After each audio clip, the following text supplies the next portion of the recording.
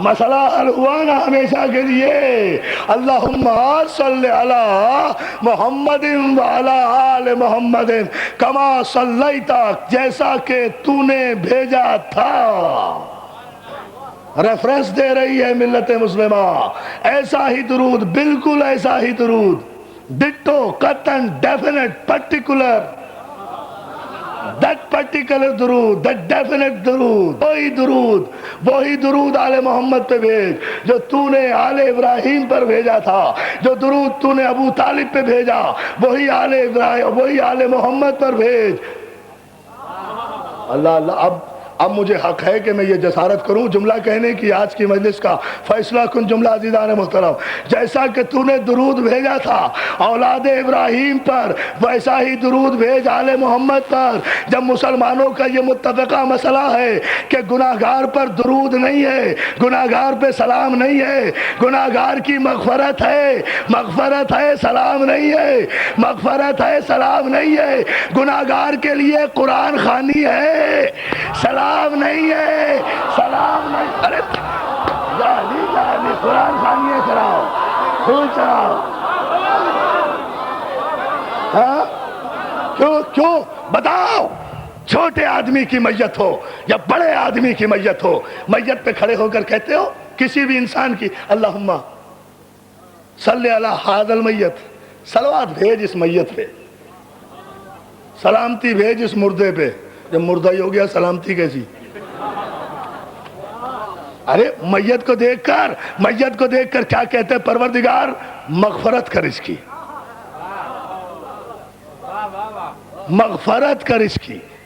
مردے کی مغفرت ہوتی ہے، معصوم پہ درود ہوتا ہے. یا علی یا علی یا علی.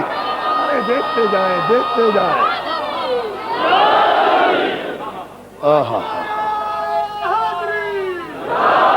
اللہ اللہ اللہ اللہ. بلند درود ہوتا ہے. شیر خدا، شیر خدا،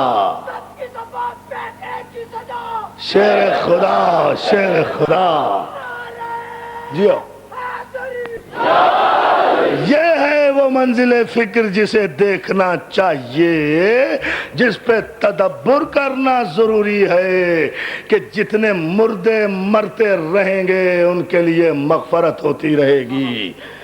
اور دنیا اسلام چونکہ عدل پر قائم نہیں ہے اس لیے مردے کی حیثیت کے مطابق مغفرت کرتے ہیں. اللہ اللہ اللہ اللہ اللہ اللہ اللہ اللہ. جتنا بڑا مردہ اتنی بڑی مغفرت، جتنا بڑا مردہ جتنا عدل نہیں ہے.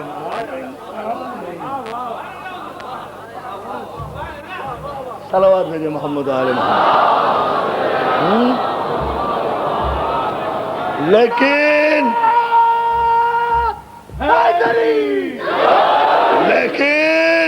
یاد رکھو کہ ملت مسلمہ جب بھی درود ابراہیمی کی تلاوت کرے گی، ہمارے یہاں بھی یہ درود ہے، پورا متفقہ درود ہے یہ. اللہم صلی علی محمد وعلی آل محمد کما صلیتا کما بارک کما ترحمتا. جیسا کہ تو نے درود بھیجا، سلامتی بھیجی، برکتیں بھیجی، رحمتیں بھیجی ابراہیم پر اور آل ابراہیم پر، ایسا ہی درود بھیج، ایسی ہی سلامتی بھیج. اب میں وہ جملہ کہنے جا رہا ہوں دوستو.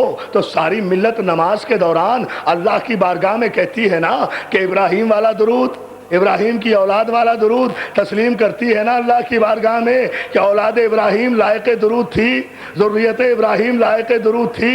یعنی نبی اور علی کے باپ دادا لائق درود تھے، لائق درود تھے، لائق درود تھے، لائق درود تھے، لائق درود تھے. جب لائق درود تھے تو کسی ایک میزان پر ٹھہرو، کسی ایک ترازو پر رکو، کسی ایک پیمانے کو اپناؤ. خود ہی تو کہتے ہو کہ درود صرف معصوم کے لیے ہے. تو اے ابو طالب اور عبد المطلب کو کافر کہنے والوں، یا تو نماز میں درود پڑھنا چھوڑو یا آبا و اجداد علی و نبی کو آج سے معصوم مانو، معصوم مانو. منزل عصمت پر ہے.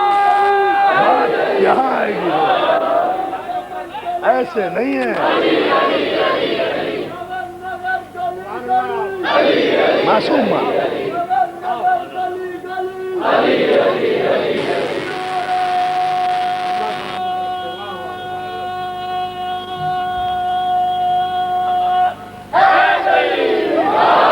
سلامت رکھے. معصوم مانو. آپ نے بہت سوچا ہوگا کتنا بڑا جملہ کہہ دیا عرفان عابدی نے. ابو طالب معصوم؟ ہاں معصوم. پھر 14 معصوم؟ ہاں 14 معصوم. 15واں کوئی نہیں لیکن ابو طالب معصوم. 16واں کوئی نہیں لیکن ابو طالب معصوم. معصوم صرف 14 مگر ابو طالب معصوم. عبد المطلب معصوم. میں تیسری مجلس میں معصوم کی قسمیں بتا چکا ہوں، آپ کے ذہن میں ہوں گی، اسے دہرانا نہیں چاہتا. عصمت کے مدارج ہیں، ایک عصمت عامہ ہے، ایک عصمت خاصہ ہے، ایک عصمت مطلقہ ہے. یہ 14 معصوم عصمت مطلقہ کی منزل پر ہیں. ان کی برابری کا معصوم کوئی نہیں. آدم بھی نہیں تو پھر کون ہوگا؟ نوح بھی نہیں تو پھر کون ہوگا؟ لیکن یہ عصمت خاصہ کی منزل پر ہے آبا و اجداد پیغمبر. اگر یہ معصوم نہ ہوتے تو محدث دہلوی کا یہ جملہ کہاں لے جاؤ گے جہاں انہوں نے تحریر کیا کہ خدا کسی غیر معصوم کے فعل کو اپنا فعل نہیں کہتا.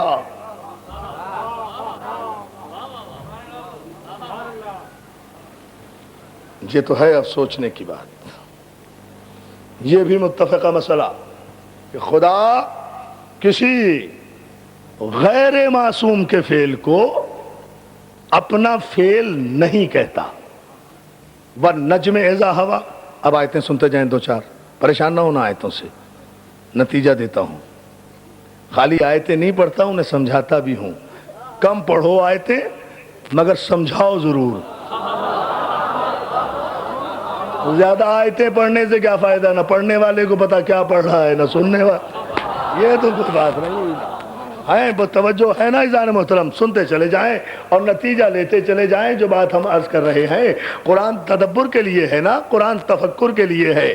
یہ ملت مسلمہ کا متفقہ مسئلہ ہے کہ کہیں بھی کسی بھی مقام پر خدا نے غیر معصوم کے عمل کو، فعل کو، قول و فعل کو اپنا نہیں کہا. اس لیے کہ اس کی ذات سبحان ہے. کیوں زہری صاحب سمجھ میں آئی آپ کو یہ بات؟ آپ ہی کیا آئیے بس، ہے نا. خدا کسی غیر معصوم کے فعل کو اپنا فعل نہیں کہتا، اس کے قول کو اپنا قول نہیں کہتا. خدا جس کے قول کو اپنا قول کہے وہ معصوم، خدا جس کے فعل کو اپنا فعل کہے وہ معصوم. معصوم ڈیفائن کر رہا ہوں تاکہ معصوم کا معجزہ بھی ظاہر ہو جائے. خدا جس کے قول کو اپنا قول کہے معصوم، خدا جس کے فعل کو اپنا فعل کہے معصوم. پیغمبر کے لیے، پیغمبر تو معصوم ہیں، اس میں تو کسی کو شک نہیں. وَالنَّجْمِ إِذَا هَوَىٰ مَا ضَلَّ صَاحِبُكُمْ وَمَا غَوَىٰ وَمَا يَنطِقُ عَنِ الْهَوَىٰ إِنْ هُوَ إِلَّا وَحْيٌ يُوحَىٰ. قسم ہے ستارے کی جب وہ ٹوٹا، ہمارا نبی نہ کبھی بہکا نہ کبھی گمراہ ہوا. ما ينطق عن الهوى ان هو الا وحی یوحی. یہ وحی الہی کے بغیر گفتگو ہی نہیں کرتا. یہ نہیں بولتا، ہم بولتے ہیں. بات توجہ، بات واضح ہوئی نا؟ لیکن بات سمجھ میں آئی نا کہ یہ نہیں بولتا، ہم بولتے ہیں.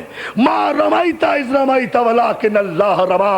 اے میرے حبیب، یہ کنکریاں جو تیرے ہاتھ میں ہیں، یہ کنکریاں تو نے نہیں پھینکی، ہم نے پھینکی. پہلی آیت میں رسول کا قول، دوسری آیت میں رسول کا فعل.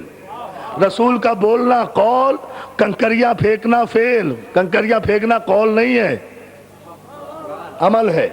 عمل ہے، عمل ہے، عمل ہے. پہلے کہا تو نہیں بولتا، ہم بولتے ہیں. پھر کہا یہ کنکریاں تو نے نہیں پھینکی، ہم نے پھینکی. ہاتھ تیرا تھا، پھینکی ہم نے تھی. ہاتھ تیرا تھا، پھینکی ہم نے تھی. معصوم کے قول کو، معصوم کے قول کو اپنا قول قرار دیا یا نہیں خدا نے؟ معصوم کے فعل کو اپنا فعل قرار دیا یا نہیں خدا نے؟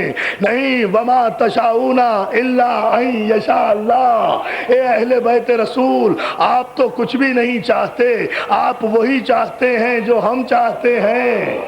ان کے چاہنے کو اللہ نے اپنا چاہنا قرار دیا۔ دوستو یہ آیتیں اس لیے پڑھی کہ جو آیت پڑھنے جا رہا ہوں وہ میرے پورے مجمع کی سمجھ میں آ جائے۔ اب ایک مقام پر ارشاد ہوا الم یجد کا یتیمم فآوا، اے میرے رسول ہم نے تجھے یتیم پایا تو ہم نے تیری پرورش کی۔